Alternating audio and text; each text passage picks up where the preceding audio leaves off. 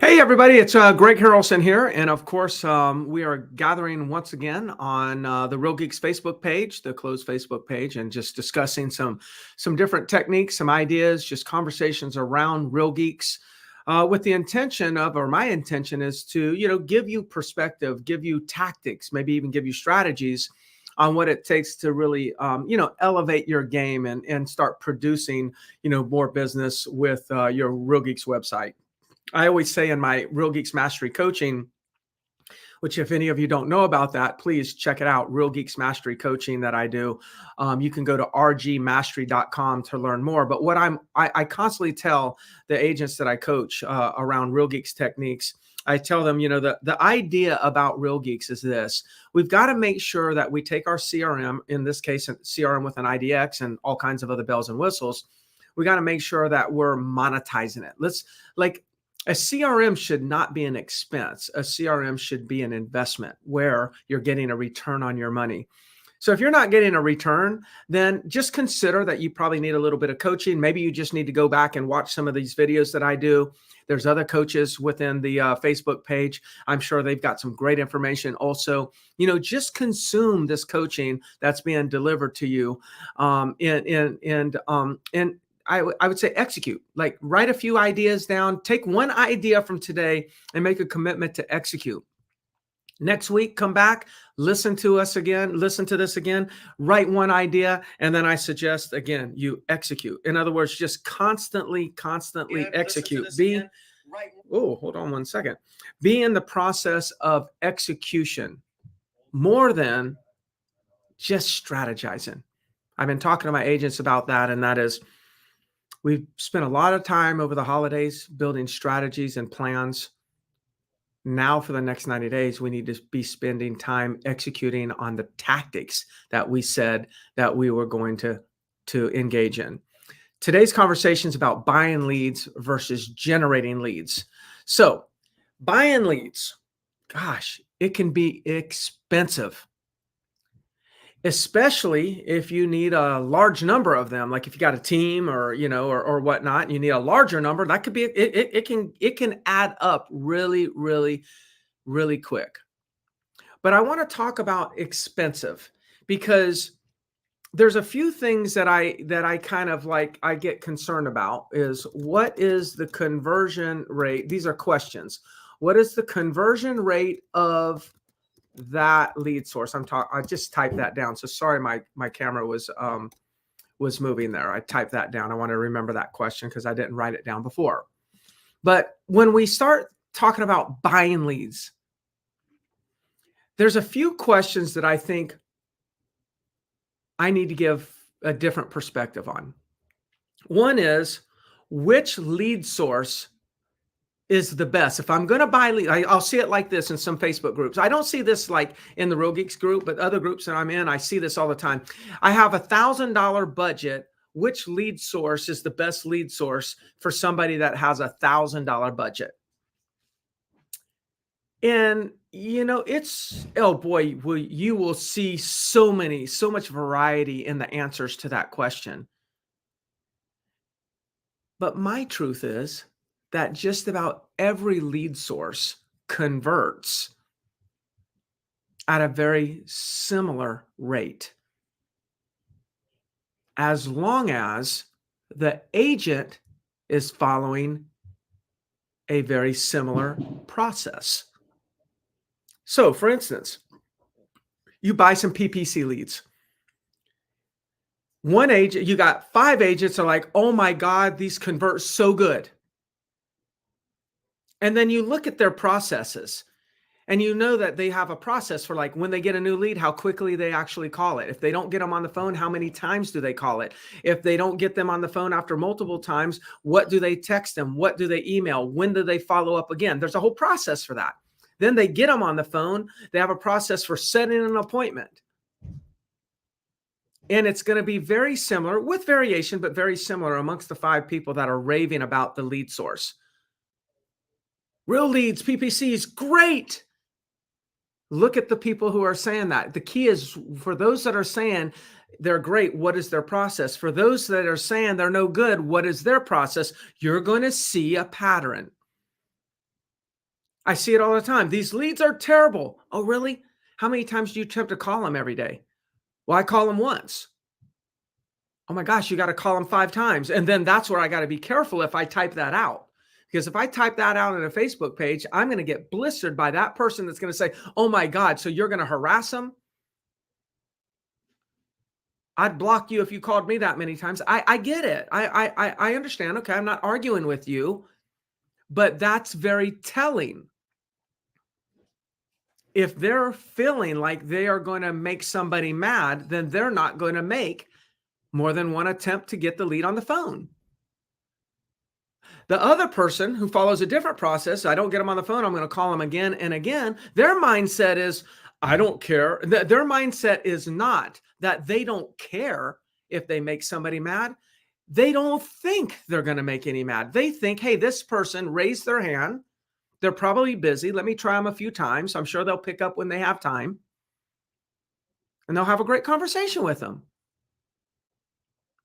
One person's process is dictated by their state of mind, their perception of what's going to happen when they call a few times. Another person has a different perspective, a different perception, and all of a sudden, so they call it more. And the person who calls more is going to have a higher conversion rate. The person who calls less is going to have a lower conversion rate. It's a fact. It's studies. There's plenty of studies around this. This is not just Greg Harrelsonism. This is a fact. So, did it have anything to do with the lead source? Very little. I have my opinion. There's a few lead sources out there, and I'm not going to slam any companies that I really think really they are lesser than, but it's a very small list. Most lead sources over a 12-month period convert at a very similar ratio as long as they're cultivating leads the same. Like some you may say, well, this one converts at a higher ratio. Well, what is the fee for that one? Well, it's pretty expensive. Yeah, why? Because maybe that lead company's taking one extra step. Maybe they know an agent's not going to call them multiple times, so they call them multiple times before they give the lead. So therefore, it's a higher price lead because because they have to charge you for the resources and the operations that they have to run in order to put that lead in your hands. And then we go after the less expensive lead and we say, these leads stink. Well, they don't necessarily stink. It's just that you're getting them for a lower cost and they're providing less of they're providing less value in the sense that they don't have somebody pre-calling them for you. But that same lead source, if you paid them more and they had somebody pre-calling, then yes, you would get what you pay for in some cases. So again, what I'm trying to share with you is this. The number one challenge that I see with these leads is people are always trying to figure out what's the best lead source. I'm sorry to say to you, I don't think you're going to ever figure that out, because every time I say this one works, more people tell me it stinks. And then when I see people like saying this one stinks, it happens to be the one that works. It's the process that determines how good the source is. That's one. The other one is the cost of leads. Well, that's expensive. Look, the cost of leads is so irrelevant. Now, before you click end, I'm not going to listen to this guy anymore. He's ridiculous. Hang tight. The biggest cost of the lead is a poor process for working the lead. There are people out there that are paying $400 for one lead, and they're paying it over and over again, budgets like $10,000 a month, and they're making a good return. I don't like that. $400 a lead. I'm not doing that, but there are plenty of people doing it today. But let me tell you, that person who's paying $400 a lead, their process is buttoned up tight. I could say, new lead, what do you do? Call it immediate. What if they don't answer? Double dial them. What if they don't answer? Text them. What if they don't answer? Email them. And then what? And then I'd call them again. and then I send them this, and then I send them this, and then I send them this, and then I call them, and then I text them. And they tell me their conversion ratio is so good that they can afford to pay such a high price. You could take that same lead and get it for $14, $12, and get a less of a return than the person who's paying $400 if you don't have the same process. The cost of the lead, when you look at cost of lead, should be looked at as what do I have to pay for the lead? And then we look at what's my return on that lead. There should not be a cost. I understand we have to pay for it. So technically there's always going to be a cost. But when we think of what is that cost, we're thinking about managing our expenses. We should be saying what could our return be? What investment do we make and what return do we get? So somebody can pay $14 and make no money for a lead, and somebody else can pay $400 for the same lead and make money. That's the key with buying leads. And for those that care or want to know, I'm doing both. We are self-generating leads and I'm buying leads. I buy leads mostly through PPC, and I've got Real Geeks, or through their Real Leads program. They are running pay-per-click ads, I think, on 3 of my Real Geeks websites right now, and I'm about ready to add a 4th.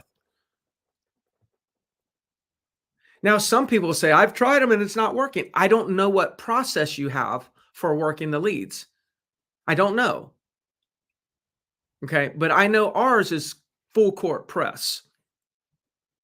We just refuse to pay for a lead that we're not going to get in touch with, or at least make many, many, many efforts to get in touch with them. So buying leads versus generating leads. A few thoughts on this though. Like, what should you do? Here's my real answer. You should do both. My suggestion is that we should all be engaged in doing both. Now, if you're with a company that's buying the leads for you, then great. Okay, then you don't have to buy them. But assume you're a solo agent, no one's giving you any leads, then you should, in my opinion, a great business would have some generation of their own leads and some leads that could be purchased. Now, the reason why is because you don't ever want to put all of your eggs in one basket. You never know. There have been lead companies that you could buy leads from that have changed the rules. And they've shut out like your market. Maybe they were doing leads in your market, you could buy leads in the market, and then they decided they were not going to have that program anymore. They stopped selling leads in that zip code, and they started doing something different in that zip code, and you weren't included. If that happened to you overnight, then your business is shut down if that's where the majority of your business is coming from. That's why I believe in diversification, spread out amongst a few different processes, a few different systems, but always have some element of generating your own leads. In Real Geeks, you could do Facebook posting. Yeah, but Greg, it doesn't really work. No one calls me off that. I didn't say anyone's going to call you off that. What you're looking for is tags. I was talking to one of my agents earlier today, and they said they've got to do more sharing of Facebook pages of the listings on their Real Geeks website, because they recently did 2 deals. But they did 2 deals because they noticed somebody was tagging somebody else, and they messaged everybody that was being tagged and asked them if they were interested in taking a look at that property. I noticed you were tagged on this new listing. I'm not sure if you're looking for a property in our market, but I'm curious, would you like to take a look at this one? Is this something that might interest you? And that started a conversation, ended up getting them off of Facebook into a telephone number and a phone call, setting appointments, writing contracts. Is that going to happen one for one? Heck no. No, that would be a strategy that you would put in play to do some portion of this on a weekly basis, and that can amount to a couple sales in the year. It's the process. Social media doesn't work. I'm not a big proponent of building a business on social media, but I can tell you this, it is working for some people based on their processes, and it's not working for some people based on their processes. So remember, the process converts. It's the process. My suggestion is is that if you can afford to do some paid leads, that's perfectly fine. I'm not pushing you to go to anywhere. That's on you. I told you I use real leads just because I use real leads. But to me, it doesn't matter what you do. The key is I think there should be some allocation for buying leads, and there should be some allocation of your time for generating leads. Now, in a perfect world, the maximum you want to buy would be 50% of your leads. You should generate 50% and buy 50%. I mean, that to me is the maximum. Whatever you choose to do, I shouldn't say you should do anything. I should say this.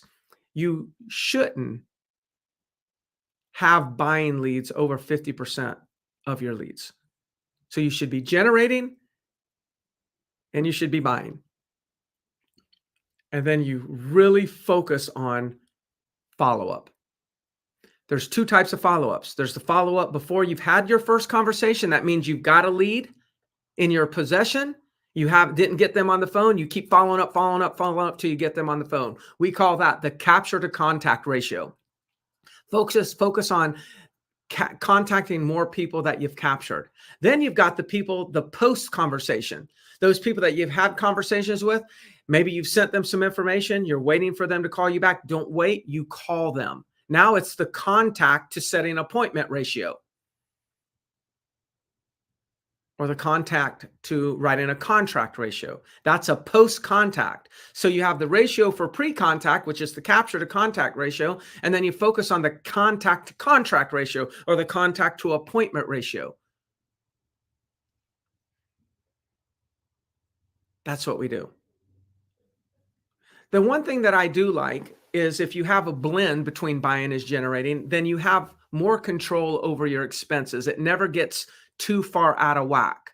You're never too deep into it that you cannot make some adjustments and be okay from a profitability standpoint from your business. But the reality is a lot of times when you go in to buying leads and you have a good process, then it's like investments. It's like, oh, I can put this $100 in and I can get $400 out. That's a 400% investment. I know it's only on $100, but I put $100 in and I get $400 out. I put 1,000 in and I got 4,000 back.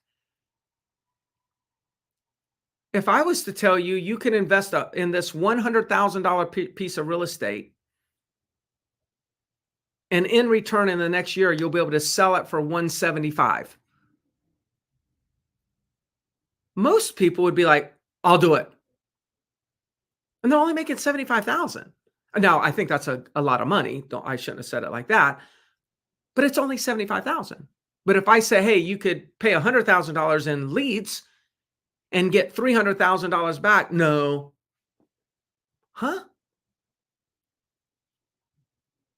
I've never made a real estate investment, and I bought a lot of real estate. I've never made a real estate investment that produces a better return, at least consistently, than buying and converting leads. Never. Where's the disconnect?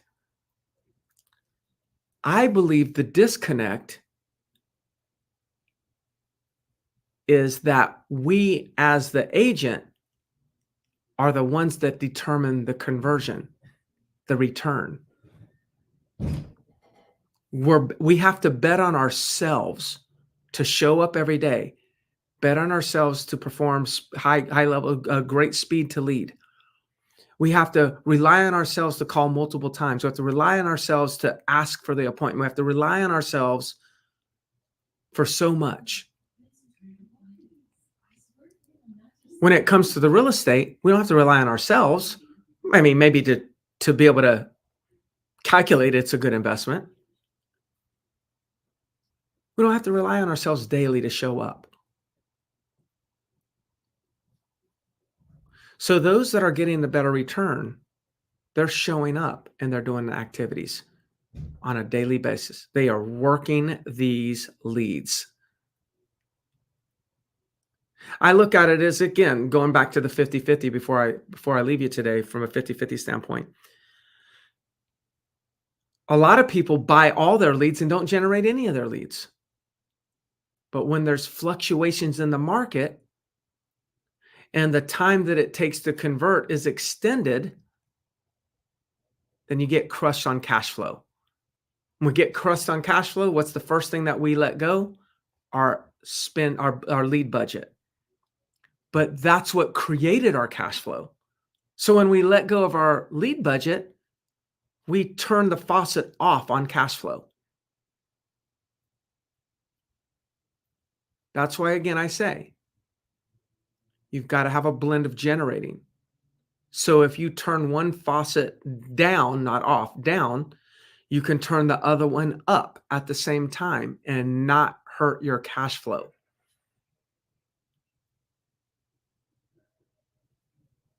So again, last thing I'll say here, buying leads versus generating leads. Which is better? Which should you do? You should do both.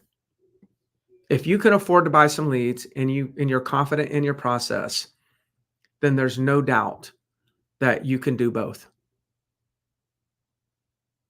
If you have no budget, what I suggest is you do this.